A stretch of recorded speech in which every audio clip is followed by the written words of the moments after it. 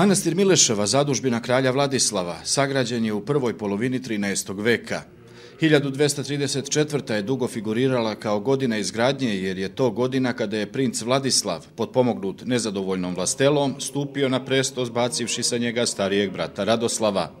Ova godina gradnje dugo je opstajala u našoj istoriografiji i zasnivala se na onome što nagoveštava Teodosije u svom životu Svetog Save Srpskog, saopštavajući da je kralj Vladislav počeo zidati Mileševu pošto je bio venčan na kraljevstvo i pošto ga je Sveti Sava oženio ćerkom bugarskog cara Jovana II. Asena. Iz toga je proizilazilo da je Mileševa mogla da nastane tek po dolasku Vladislavljevom na presto, pa su istraživači Mileševe njenu gradnju i živopisanje povezivali sa pomenutom godinom.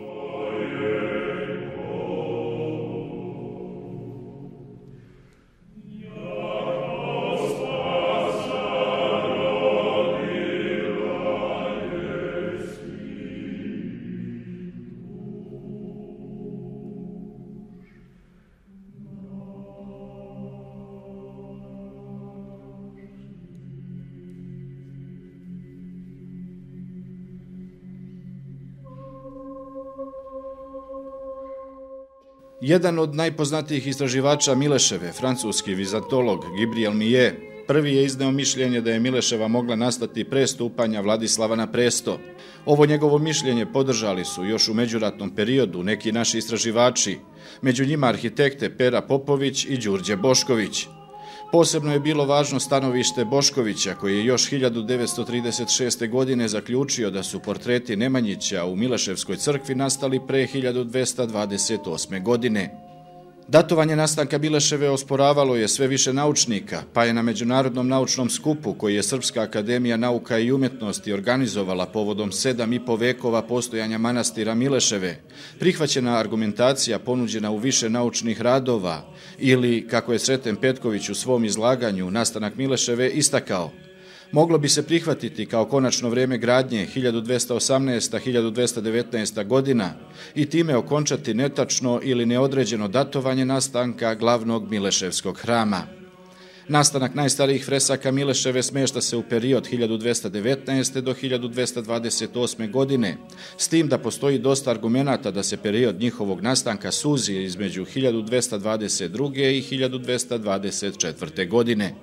Jedan od glavnih argumenata za ove godine je podatak iz ruskih arhiva koje je preveo još 1922. godine prota Stevan Dimitrijević, redovni profesor istorije Srpske crkve na Bogoslovskom fakultetu i prvi dekan ovog fakulteta. Radi se o dolasku mileševskih crnorizaca u Moskvu kako bi izmolili pomoć za svoj manastir. Posle dužeg čekanja na audijenciju, oni se 7. oktobra 1652. godine pojavljuju pred licem cara i carice sa pismenom molbom da pomognu obnovu manastirskih zdanja. Gornje trpezarije, isposnice, crkve vavedenja u krugu manastira kao i kelija.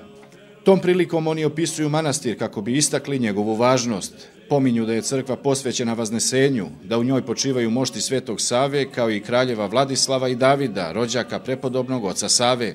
U nastavku mileševski monasi tvrde da je njihov manastir sagradio i stvorio Sveti Sava srpski čudotvorac 6727. godine, što po današnjem računanju vremena znači da je Mileševa sagrađena između 1. septembra 1218. i 31. avgusta 1219. godine.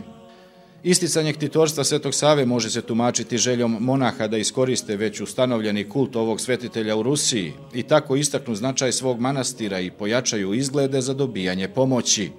S druge strane, ovo je posljedica saznanja o udelu koji je pri gradnji manastira imao Sveti Sava, slično onoj ulozi koju je imao u oslikavanju Studenice i gradnji Hilandara i Žiče.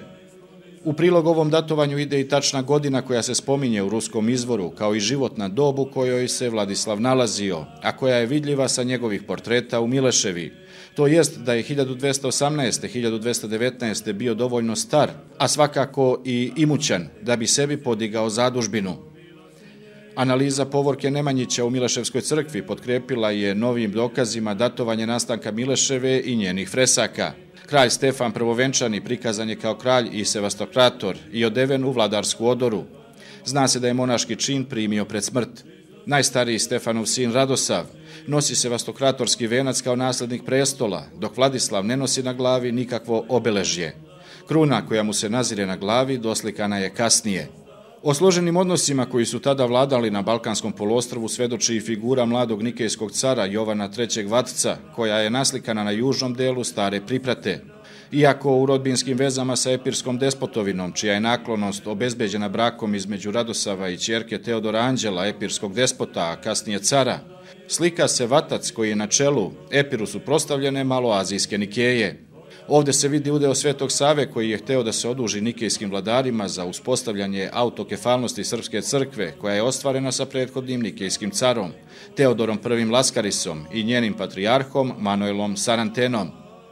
Mileševa je imala rang stavropigijalnog manastira i po ugledu je zauzimala drugo mesto među srpskim crkvama, odmah iza Studenice, a u srednjevekovnim tekstovima se pominje kao Velika Lavra. Kao grobna crkva Svetog Save imala je veliki ugled i bila mesto hodočašća i poštovanja svih Srba.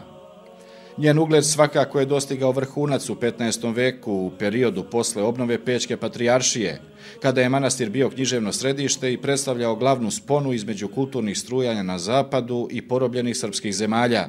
Iako je krajem 16. veka izgubio svoju najveću svetinju, mošti Svetog Save, manastir je opstajao zahvaljujući pomoći ruskih careva i moldavskih i vlaških kneževa. U predvečerje Velike Seobe manastir je razoren kao i većina srpskih manastira, da bi konačno zapusteo krajem 18. veka.